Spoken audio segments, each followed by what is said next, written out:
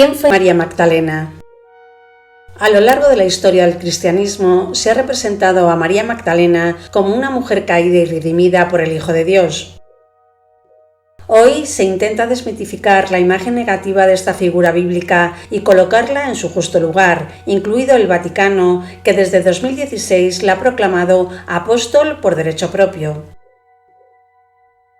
Los evangelios canónicos hablan de varias mujeres que acompañan a Jesús en su misión apostólica y que incluso ayudan económicamente al grupo de los apóstoles, porque ellos no trabajaban, pero tenían que comer y vestir. María Magdalena fue una de estas mujeres que financió y sostuvo los 3 años de campaña por Palestina del fundador cristiano. Ayudó con sus bienes al Maestro, dice el Evangelio de Lucas. Ella es la más importante y aparece desde un primer momento. Es la única mujer de la que se dice de dónde provenía, dándole un protagonismo que normalmente no se daba a las mujeres. Pensemos que las mujeres en el tiempo de Jesús no podían ser testigos creíbles en un juicio y no tenían credibilidad ninguna. La Palestina de la época se dividía en 2 partes muy diferenciadas, la de Galilea, la más abierta porque tenía influencias griegas y muy cosmopolita, y la región de Judea, mucho más cerrada. Judea era la parte del templo, de Jerusalén, de los sacerdotes, de los escribas, de la ley, era la parte conservadora donde la mujer no podía salir de casa, era prácticamente un instrumento del hombre, no podía estudiar y no podía leer la Biblia. Las mujeres de Galilea, sin embargo, eran más abiertas. Magdala era una ciudad industrializada donde se empezaba a comercializar el pescado seco y tenía mucha influencia griega. Pertenecía a la parte de Galilea. María era de esta ciudad y los evangelios han querido dejar claro de dónde era. Precisamente apoyándose en los evangelios agnósticos, los expertos consideran que María de Magdala era una mujer iluminada, culta, que conocía la filosofía agnóstica y que por eso ella pudo entablar un diálogo de tú a tú con Jesús, algo que éste no podía hacer con los apóstoles porque eran casi analfabetos, pescadores de aquellas aldeas de Galilea. Por ello, Jesús tenía que hablarles con parábolas. Sin embargo, con María fue diferente desde el primer momento. Los evangelios agnósticos lo dejan claro y por eso acabó siendo su gran confidente e incluso se apunta a su compañera sentimental, y de ahí estar presente en la última cena, ser testigo de la crucifixión de Cristo y de ser la primera persona en presenciar su resurrección. Cuando María se entera de que un carismático misionero llamado Jesús predica en las cercanías de su ciudad, no duda en ir a buscarlo y convertirse en su seguidora. Su fe y su amor por Dios eran tan importantes para ella que abandonó todo en su vida para seguirle. Posiblemente el embrión de las maledicencias contra María Magdalena provengan del apóstol Pedro, ya que cuando fueron creciendo como secta judía de camino a la conquista del Imperio Romano, es posible que María Magdalena quisiera imponer su autoridad como compañera predilecta de Jesús, pero Pedro, que ya había expresado su enojo por cómo era tratada con cariño y deferencia por el maestro, para acabar con su prestigio, empezó a decir que había sido prostituta o que estuvo poseída por el demonio o que no tenía la fuerza necesaria para mandar. Pero ya mucho antes Pedro había criticado a María Magdalena en presencia de Jesús, por metomentodo y parlanchina, decía. Pero el maestro la defendió. El conflicto aparece en varios evangelios, por ejemplo en el de Tomás. Ahí se muestra a Levi replicándole a Pedro cuando éste critica a Magdalena. Si el Salvador la ha hecho digna, ¿quién eres tú entonces para despreciarla? Con seguridad el Salvador la conoce bien, por eso la amó más que a nosotros. Por su parte, los evangelistas Lucas y Marcos llaman a María la mujer pecadora, de la cual son expulsados los 7 demonios, identificados estos como todos los vicios. De esta forma, la aceptación de que María Magdalena era una prostituta redimida fue aceptado y declarado por el Papa Gregorio I en el año 591. La noción así se perpetuó durante siglos. Sin embargo, en los textos bíblicos no hay referencia a que María Magdalena fuera una prostituta o una pecadora. No lo dice en ninguno de los evangelios del Nuevo Testamento.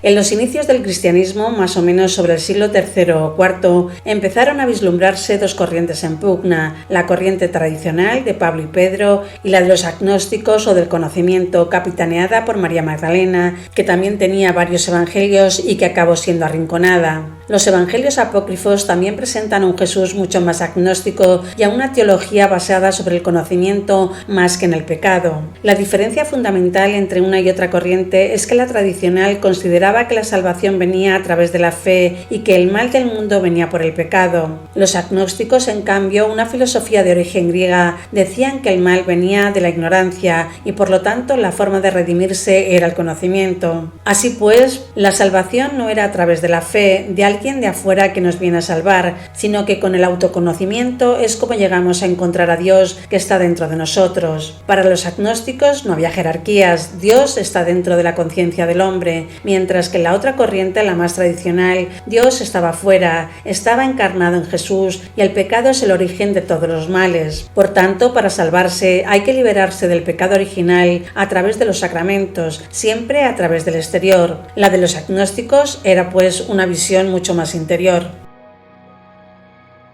No se podría conocer bien a María Magdalena sin estos evangelios agnósticos. A ella, los 4 evangelistas sin distinción la colocan primera en el momento de la crucifixión y en el momento de la resurrección, y se la cita 17 veces más que a la Madre de Jesús, lo cual quiere decir que en la primitiva Iglesia el protagonismo de la Magdalena era total. Lo que ocurrió es que convenientemente, para quitarle el protagonismo que había tenido al principio del cristianismo, se la confundió con la prostituta que aparece en los evangelios, que es una mujer pública que entra cuando Jesús está comiendo en casa de un fariseo y le lava los pies con perfume. Pero esa mujer pública no tiene nada que ver con la Magdalena, que es otro personaje. En los evangelios apócrifos se resalta claramente el protagonismo especialísimo que tuvo María Magdalena en relación con Jesús y sus enfrentamientos con algunos de los discípulos. Por ello, e igualmente, que Jesús hubiese querido que fueran las mujeres lideradas por María Magdalena las encargadas de llevar su mensaje junto con los hombres. Una prueba importante sobre esto es que se le aparece a ella cuando resucita y no a Pedro, que sería luego la cabeza de su iglesia. Hay que rebuscar mucho en las palabras de Jesús para atisbar referencias al sexo cuando se dirigía a sus seguidores. Sin embargo, las posteriores autoridades cristianas se han preocupado mucho por la cuestión de la moralidad sexual durante casi 2 milenios, la homosexualidad, el aborto, el divorcio, el celibato, la autoconcepción, etc., lo que ha hecho estragos en la Iglesia.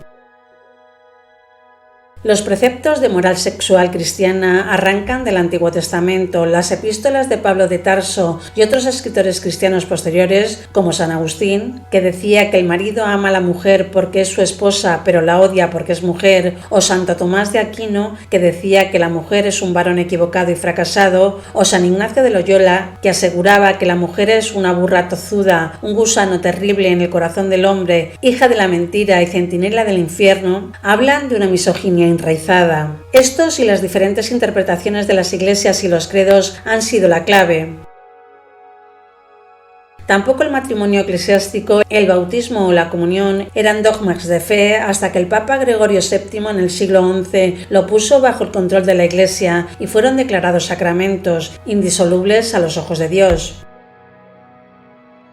Fue San Agustín de Hipona, un teólogo argelino del siglo IV, el que reformó radicalmente la visión cristiana del sexo. San Agustín argumentaba que el deseo sexual o lujuria había animado a Adán a aceptar la propuesta de Eva de probar la fruta prohibida del árbol de la sabiduría. Así fue asociado por primera vez el deseo sexual con los orígenes del pecado. La manera de pensar de San Agustín fue quizás responsable del extenso legado de confusión y ansiedad frente al sexo en la Iglesia occidental. Esta visión que relacionaba el sexo con el pecado sigue teniendo influencia en muchos sectores hasta el día de hoy. A partir de 1517, Martín Lutero, el instigador de la Reforma protestante, rechazó las enseñanzas de Agustín de Hipona de que el sexo era pecaminoso. Al contrario, declaró que el sexo entre un hombre y una mujer era un regalo de Dios, mientras estuviera confinado al matrimonio. Lutero denunció la tradición católica según la cual todos los sacerdotes tienen que ser célibes, advirtiendo que sus deseos sexuales podrían terminar siendo canalizados en direcciones peligrosas. Así pues, el fraile teólogo animó a que los sacerdotes se casasen y predicó con el ejemplo. Negó que el matrimonio fuera un sacramento de la Iglesia. Si no lo era, entonces tampoco era necesariamente indisoluble, por lo tanto el divorcio podía ser aceptable. la Iglesia fue instituyéndose poco a poco como una religión de varones, pero al principio no fue así. Lo cierto es que la Iglesia cristiana en sus primeros pasos fue sobre todo una iglesia de mujeres. Muchas de las seguidoras de Jesús fueron mujeres. Así, María Magdalena fue la más amada por Jesús. No huyó cuando lo detuvieron y crucificaron, y es la primera a la que se aparece en su resurrección. En cambio, Pedro, señalado por el fundador como la piedra sobre la que se edificaría la Iglesia, huyó y negó al Maestro 3 veces por miedo insuperable. Todavía a mediados del siglo II, a pesar del ascenso imparable de una visión jerárquica y patriarcal de los ministerios cristianos, una parte considerable de las iglesias cristianas se hallaban dirigidas por mujeres.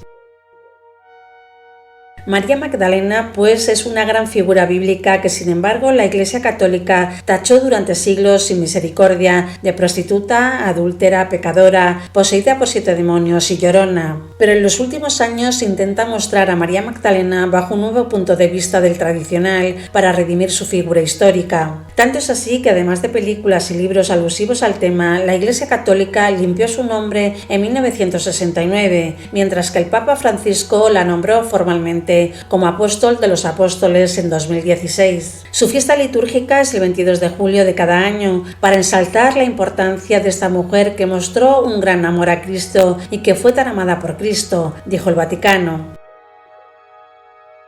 El hecho real y cierto es que todos los hombres del primitivo cristianismo tienen iglesias en todo el mundo con su nombre. Sin embargo, queda demostrado que la Magdalena históricamente ha sido víctima de un crimen contra su reputación a lo largo de 1500 años.